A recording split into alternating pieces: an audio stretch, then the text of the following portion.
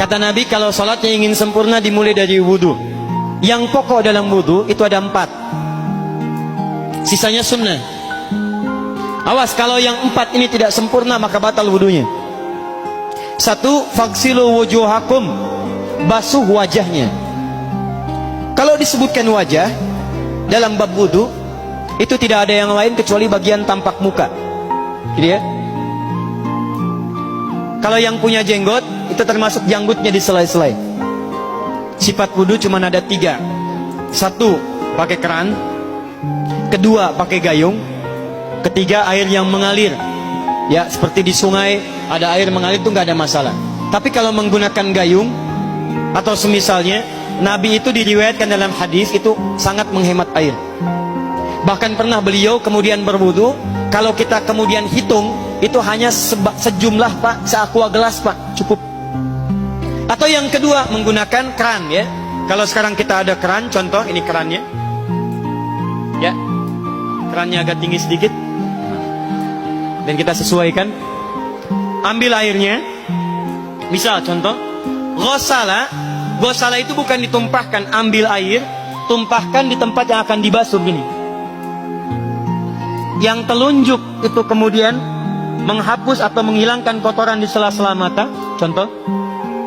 Yang jempol menghilangkan kotoran di sela-sela telinga bagian belakang di sini. Ya. Kalau misalnya saya mulai ambil airnya, kemudian saya tumpahkan di sini, yang telunjuk membersihkan di jari-jari di sini, di sela-sela mata. Yang jempol kemudian membersihkan di sela-sela di bawah telinga sini. Kemudian diselesai, selesai. 1. Tahan sebentar ya, ini praktek dulu sebentar. 2. Wa aidiakum ilal marafiq, ini yang sering keliru. Dan tangan sampai siku.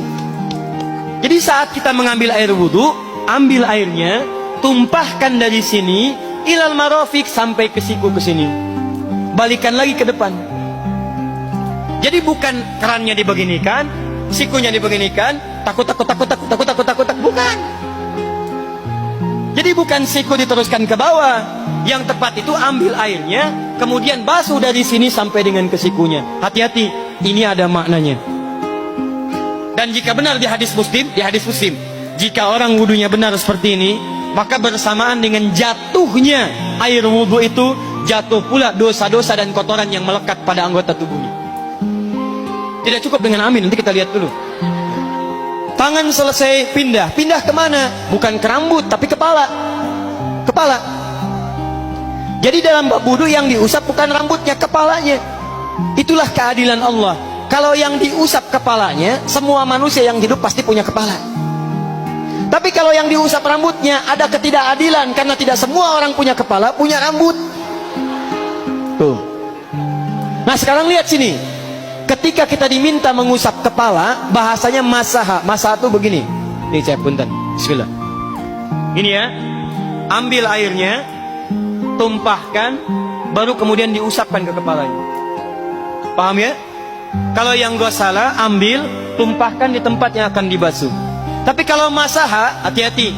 Ambil airnya, tumpahkan, baru diusap. Jadi bukan diambil air, tumpahkan di kepala begini. Yang dibasuh kepalanya bukan rambutnya. Jadi kalau ada laki-laki sudah dandan, sisiran, rapi, tiba-tiba keran dibuka, yang diusap cuma rambutnya, ulak. Nah, itu batal wudunya. Tidak sah. Harus diulang.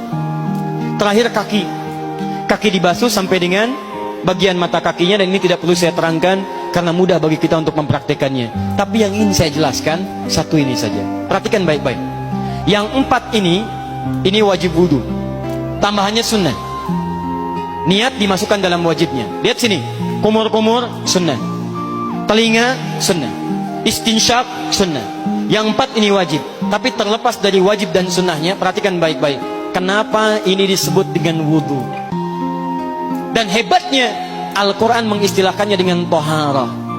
Taharah. Apa itu taharah? Apa itu suci? Taharah. Apa itu taharah? Suci. Apa itu suci? Taharah.